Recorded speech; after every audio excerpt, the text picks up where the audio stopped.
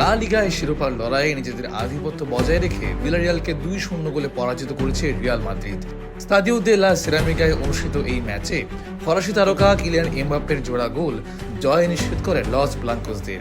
এই জয়ের ফলে চিরপ্রতিদ্বন্দ্বী বার্সেলোনাকে টপকে লিগ টেবিলের শীর্ষস্থানে উঠে এলো আলভারো আরবেলোয়ার শিষ্যরা।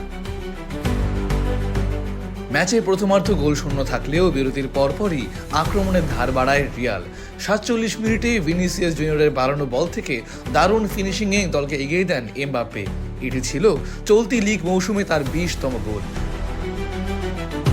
ভিলারিয়াল ম্যাচে ফেরার চেষ্টা করলেও মাদ্রিদের রক্ষণভাগ ছিল অটুট। ম্যাচের একদম শেষ দিকে ইনজুরি টাইমে পেনাল্টি পায় রিয়াল মাদ্রিদ। নিখুঁত এক পানেনকা শটে নিজের দ্বিতীয় গোলটি করে দলের জয় নিশ্চিত করেন এমবাপ্পে। এই জয় রিয়াল মাদ্রিদকে বার্সেলোনার চেয়ে 2 পয়েন্টে এগিয়ে নিয়ে গেছে। যদিও বার্সেলোনার হাতে একটি ম্যাচ বাকি রয়েছে, এমবাপ্পে এখন 21 গোল নিয়ে লা লিগার সর্বোচ্চ গোলদাতার তালিকায় শীর্ষে অবস্থান করছেন। দলের এই দুর্দান্ত পারফরম্যান্সে সমর্থকরা শিরোপার স্বপ্নে নতুন করে বিভোর হয়ে উঠছেন।